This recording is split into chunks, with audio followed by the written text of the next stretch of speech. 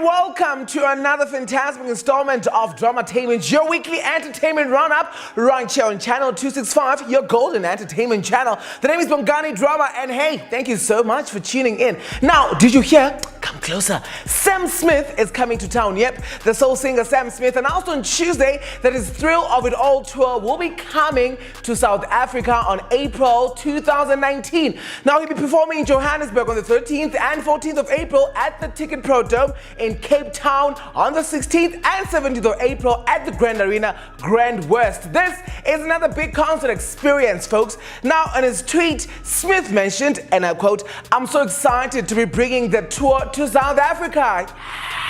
We love it so much." Now, in other news, Bonang Matiba is suing a local South African publication for mentioning on their front page that she is owing the taxman. Another local news publication reported that Matiba took issues with Sunday Tabloid reports that she was summoned to court over tax evasion fraud charges. Now, that's quite huge. Now, folks, she and her management refuted the fraud claims, with Matiba calling it trash. Good for you, Matiba. Good for you. In other news, Catherine Kaylee Lang, aka Brooke Logan from The Bold and the Beautiful, has landed in South Africa. Now, a lot of South African women are said to be hiding their male counterparts as they know her character on The Bold and the Beautiful. Hide your man by all means if you want to. As for Cardi B and her being fingered by Offset on her Insta story, so disgusting. Yuck. All right, folks, let's go to it. It's time for the scoop. It's time for the scoop. The first scoop I have for you is driver sexy hitmaker Chomi can't take care of her family nor spoil herself no more. Quite crazy. Now, this comes after an interview she recently had with a local magazine publication, Drama Magazine. Now, folks, the hitmaker, who also happens to be one of Arthur Mafukata's ex-girlfriends, mentioned that she still owed a sum of $500,000 following her gig in China. Now, folks, bear in mind that this is a show she did 8 years ago. The local magazine publication mentioned, and I quote, "She enlisted the help of legal team." Chomi mentioned, and I quote, "I'm engaging with lawyers who volunteered to help me with my case, then I'll pay them afterwards." Now, the now broke star mentioned, and we quote again, "I give them time to volunteer to pay without going the legal route because it's expensive, I can imagine." Chomi was only 9 years old when Mafukata signed her into his stable. She then left 999 and decided to go to be an independent artist under her own record label, Dstv. However, it was mentioned that it hasn't been a smooth ride. The driver sexy hitmaker recently wrote a now deleted open letter on social media revealing her frustrations as a young female artist in the music business. Part of the open letter mentioned, and I quote, "I got booked for a lot of gigs separate from gigs from my managers. I did most of them, but the most painful thing is the abuse and exploitation by some promoters who treat us like objects." Look, I can imagine, always happens. Further mentioning, and I quote, "To this date, I'm owed hundreds of thousands of rands by big names in the industry, and most are powerful people. I'm even scared to name and shame. I'm writing this letter to try and get them to realize times are hard for me, and I need to survive to also support my family." Now, folks, she further mentioned that when she went to China, the promoter said she won't be paid. However, she thought that was just a joke and went on with the gig. Oh, Chomi, babes, never think such things are a joke. If they say they're not going to pay you, they're not going to pay you. Now, folks, you know it. You know, it's so sad to see women in the industry being treated like this, in my own opinion. Arthur Mafukata is roaming around the streets like nothing happened. Cece is still hurting. Who is he helping? Now, to everyone out there, folks, who's trying to make it in the business, see what's happening right here is what's really happening. This also shouldn't make you tarnish your dreams. Not everyone is treated like this in the industry. Do follow your dreams, make sure you go for them, gun for them, and hey, look, things will be okay. Still on Arthur Mafukata, folks, who I think deserves his own show right here on Dramatainment with this title sequence. Watch.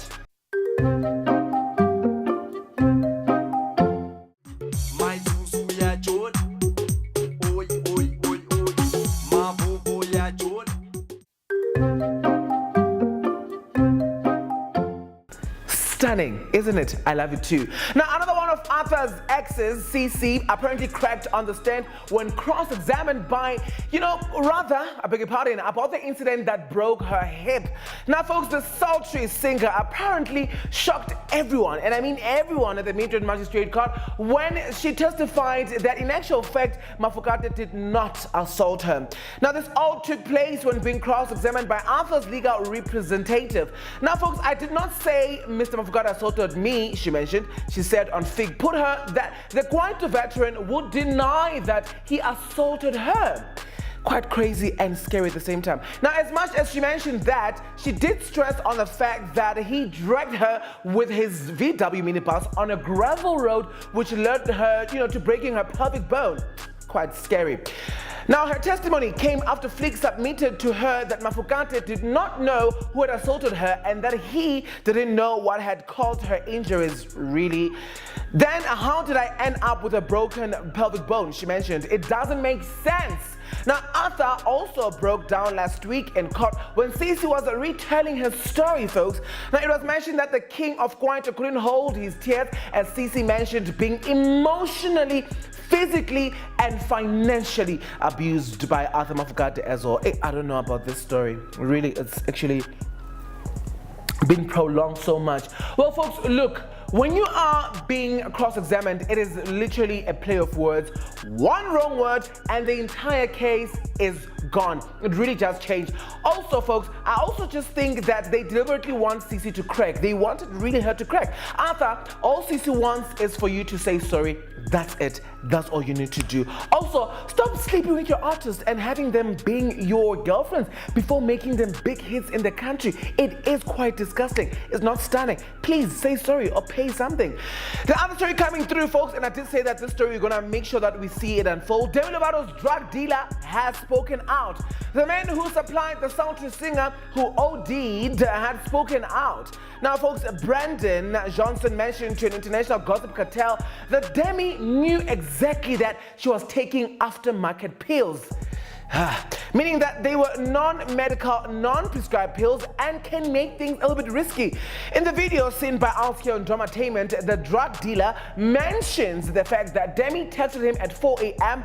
the morning she overdosed and asked him to come over. He said he read between the lines and brought the pills, which they then, took together. Now, Brandon, folks, stressed the fact that they both took the drug together many times before and the relationship didn't only last there. It was actually a sexual relationship. However, some of Demi's informants strongly disagree with this and mention that this was in actual fact not a sexual relationship. Now, Johnson says he left around 7 or 8 a.m. and Demi was sleeping with no signs of distress. An assistant found Demi in deep distress at around 11:30 a.m. on July 24th and called 911. She almost died and had to be revived by NatCan. Now, Demi is now out of hospital and has entered an out-of-state rehab facility. Very good. We hope she really does well. Various friends of Demi have told an international gossip cartel that they knew Johnson was hanging out with her a lot and knew he was bad news. But why did you not help her?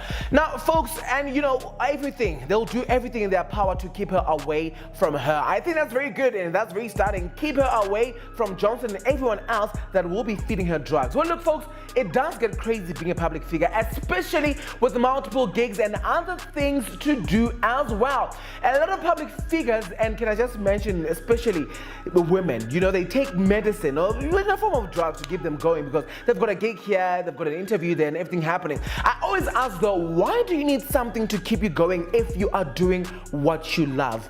It's quite tricky. And a lot of female celebrities get involved with the wrong crowd, wrong boyfriends, and most of the time it is because these men support their lifestyle. Whitney Houston is the one to mention. Amy Winehouse, who even released a song about dying, or denying going to rehab, is another one. I'm also very scared for the young Ariana Grande. That man you love so much doesn't look like good news. You better make sure that you check yourself out. Look, I wish Demi well at rehab, and yes, she must stay away from all the people bringing her negative energy. By all means, please. Actress Silani Tambo said to be in a dire state. Quite sad. Another thespian neglected to die poor, and folks, this time it is someone whose father was a freedom fighter, an entire stalwart. Now, sister to Daddy Tambo is said to have suffered a stroke in 2014. She can no longer use her left arm, has slurred speech, and walks with the aid of a walking stick. Now, she suffered a stroke shortly after making tabloid headlines for having allegedly been kicked out of a luxury guest house in Santon after failing to pay a hefty $157,000 bill for her stay. Now, Tambo spoke to local South African news cartel this week in this barely furnished two-bedroom flat. She said she was dumped in 5 weeks ago. It's located in a new development in 4 ways. Asked whether she had gone to her older brother, Dali, for help, she broke down and said, "I don't have a brother." Now, but Daddy Tambo insists that he has supported her all her adult life. Now, folks, for most of this year, Silani has been living out of 2 suitcases at the mercy of a dutiful group of friends, moving between various guest houses, a KwaZulu-Natal Sangomas compound where she tried to find a cure for her paralysis, and Simonstown in Cape Town as well, where she was the happiest. Now, and I quote, "A friend was supporting me financially until she could no longer do so. I had no source of income. I moved around Cape Town for a bit until another friend said I should come back to Johannesburg and convinced me, to ask people for help." She mentioned, "I never done anything or that before, but I had no choice," she mentioned. It's quite scary. Now, folks, this is sad, folks. Don't look at these powerful people and think they are happy or they have everything under control. This is literally, look, she's a Tambo. How is she poor? Most of the time, they don't have it under control as they seem. You would think someone like them, someone like Silani, would actually be okay for the rest of her life. Well, look, alas, quite sad. Beyonce dancers are not to be messed with. This actually was amazing. Now, folks, it was a confusing and scary moment at the close of the Beyonce and Jay-Z concert in Atlanta Saturday night as a man from the crowd made his way onto stage and followed the couple backstage. It was quite a thing. Within seconds, the entire dance crew was running after him. You should have seen it. Wakanda forever. Now, in various videos released by fans at the event, the man wearing black shorts and a white t-shirt, simply walked up some steps and onto the stage as Beyonce and Jay-Z were disappearing, folks, into the doorway at the end of the show.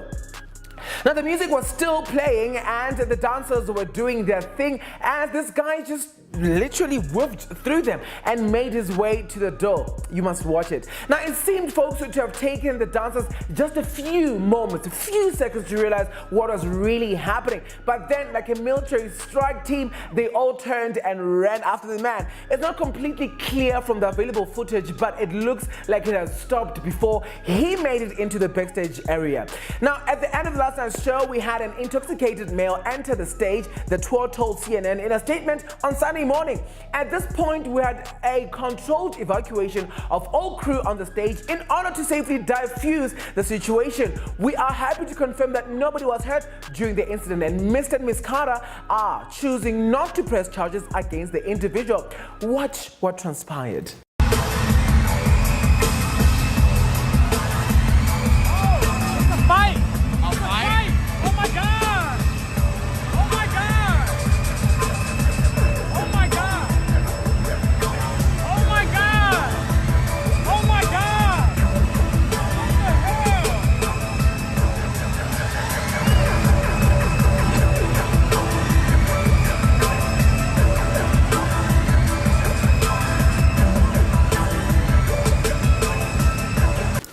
For the mention, would like to thank the hard work of all the tour security who effectively restrained the individual and all of our dancers and team who handled the situation so professionally, the statement mentioned.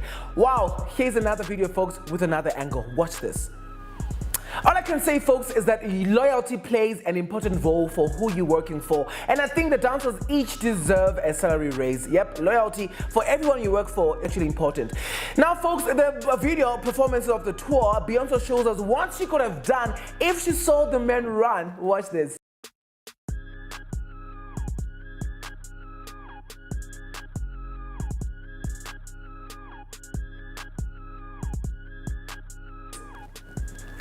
So funny. Alrighty, that's what we have for you right here on The Scoop. On to our favorite feature, Hot of Twitter. Roll it. Oh my God, did you hear what he just said? Hot of Twitter. The first hashtag I have for you is hashtag 2018 taught me. Now the year is not even over yet, and most of you already have stuff that 2018 has taught you. At Bukoba K15 hashtag 2018 taught me that if you play broke, you save a whole lot of money. And I'm Venom quotes one hashtag 2018 taught me that relationships are trash. Shame guys, not all relationships are trash. Let's be fair, please. At Beans with a whole lot of numbers, hashtag 2018 taught me that being broke is childish. At Personal Cat, hashtag 2018 taught me that if you need a very powerful sangoma for a relationship to survive this year, really? And your gay girl, hashtag 2018 taught me that you can never trust a lesbian who was caught talking to their ex and tell you we are just friends. Take it from me, I know. The next hashtag coming through is hashtag I'd go to church if. At Tommy_TZZ, hashtag I'd go to church if pastors also sat on the solidly hard chairs we sit on for 3 hours. At Oyo_Lezenke, or Lezenke rather, hashtag I'd go to church if they stopped making visitors stand in front. Ooh. At Gracie Ngwenya, hashtag I'd go to church if it wasn't a fashion show. Leave the people alone. At V_Shamil, yeah, hashtag I'd go to church if the pastor can open on the back of the Bible and preach the map. Really guys? At Rihanna_Galeta, hashtag I'd go to church if services weren't so long. Yo have 5 hours services, but you guys spend more than 5 hours at a club. Why are you complaining? Another one from Tommy_TZZ, I'd go to church if keyboard players and the choir were the first to give away money for the church at the end of the service. No, but they have to play and sing. The next hashtag coming through is hashtag one thing I should confess. At Aluta 2015, hashtag one thing I should confess. When I was a teen, I used to dish up meat under my bop, then add more meat on top. Look, I know a whole lot of folks that still do this, so you're not the only one. At Pamela_grade2, hashtag one thing I should confess. After cutting my hand or toenails, I then eat them. Oh, that is just disgusting. At Saucy_Marie, I want to get married to a man who is a virgin. Hashtag one thing I should confess. Well, look, good luck. All the best wishes, best of luck finding that man who's a virgin. I don't know. At Black Barbie 25, hashtag one thing I should confess. I got 3 guys who think they broke my virginity. You are savage. At Miss_Bali saying, hashtag one thing I should confess. I once wrote my granny her 10 saying the teacher wants money for corrections. You are not going to heaven, straight to hell. Alrighty folks, that's what I have for you right here on the Heart of Twitter. Why don't you visit all our social media platforms on Twitter at HowTV, Facebook HowTV, and on Instagram as well, HowTVZA. We're gonna go for a quick breather. We'll be right back.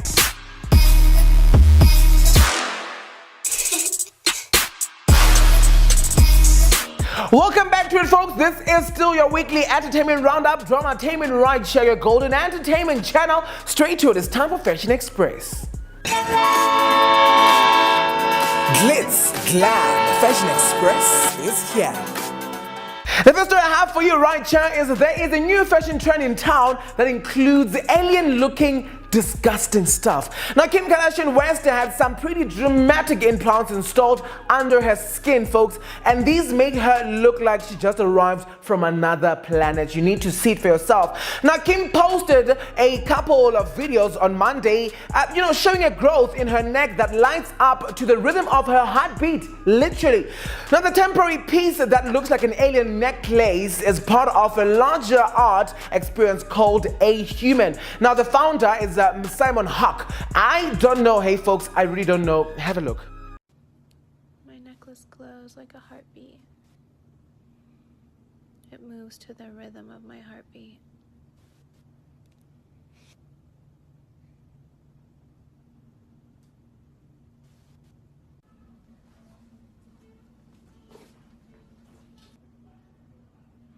Thank you, A Human.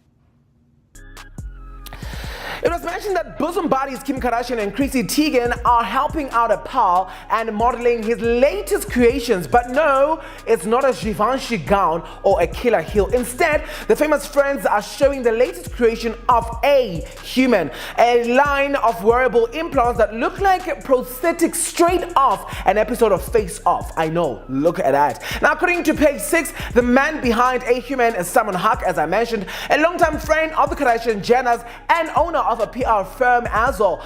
Now, the combination of friends in high places and a master of media could be how he got this unique creation on such high-profile people. But the creations themselves weren't enough attention on their own. They made to look like sculptured human flesh. They're little Lady Gaga, a bit sci-fi, and are sure to grab the attention of anyone who catches a passing glimpse and anyone else who's gullible, in my own opinion. Now, Teigen opted for a little more drama, wearing the chest piece that looked like a pair of wings spanning across her clavics. Now, for anyone that's not a celebrity select, a human pieces will be on display during New York Fashion Week, 848 Max Street. Now, other designs include a naturals, inspired heel that permanently affixed to the foot and a Victorian-inspired neck ruffle that happened to be modeled by Queer Eyes ton friends. Look, I'm good. Do it for yourself.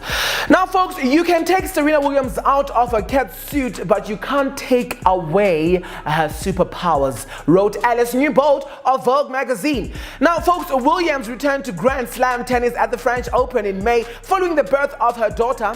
Congratulations. She was wearing a black Nike cat suit. It is said to have been fabulous for two things. It made her feel like a superhero, and two, she decided, or dedicated rather, the outfit to her new mothers because the suit had helped her cope with blood clots that had almost cost her life giving birth. Because we know the situation when she was giving birth, she almost died. Now, 3 months later, it seemed her empowering choices of sportswear is no longer deemed appropriate for the sport. Now, French Tennis Federation president was quoted as mentioning, and I quote, "I believe we have sometimes gone too far." He further on mentioned how professionals' clothing choices have swerved industry standards, mentioning Serena's outfit this year, for example, would no longer be accepted. I don't know why. You have, to respect the game and the place as well, he mentioned. Now, folks, in as much as the rules and regulations of the French Open are quite dire and really restrictive as Wimbledon's guidelines, where players are in actual fact only supposed to be required to wear all white, the French Open will only ask manufacturers to share designs for players ahead of the next year's tournaments. Yeah, well, look, outfits are a real thing in the sport. Now, folks, I didn't know that tennis had so much drama and so much rules, including what to wear. I remember once Williams wore a black one-shoulder dress. I think professionals of the sport must wear whatever they feel comfortable in as long as it is sportswear. Wear it, and Williams is doing quite an amazing job. Alrighty, folks, on to our last and favorite feature, Actor of the Week, proudly supported by Actor Spaces. Is he Actor of the Week or is she Actress of the Week? Time to find out. Now, our Actress of the Week is none other than Pamela Nomvete. Yet, folks, we know her for many more years to come. We'll still find us calling out her name as Ntsiki from generations. That role will forever remain fresh in our memories. Now, Pamela's different cultural influences have clearly allowed her to give audiences a true reflection of their life will live. Now, she plays the characters with authenticity and respect, allowing for real performance.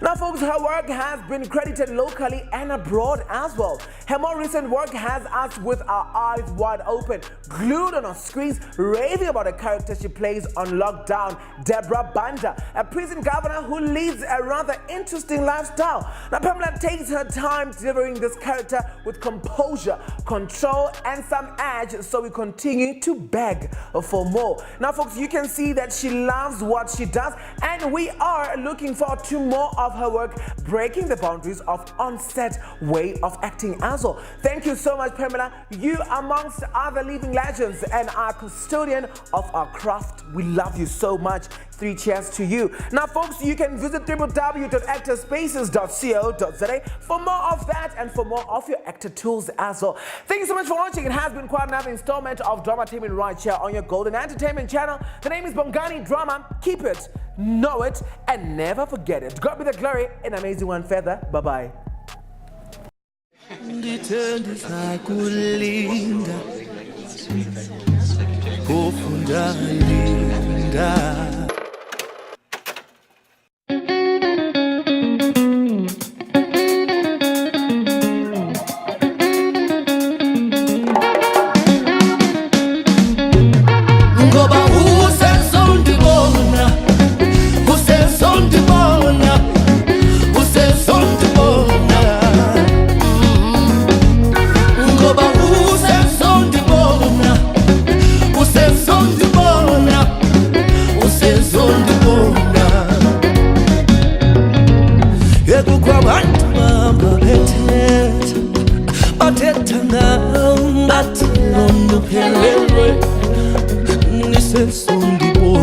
Akubelisangi kamalama, akubelisangi kamalama.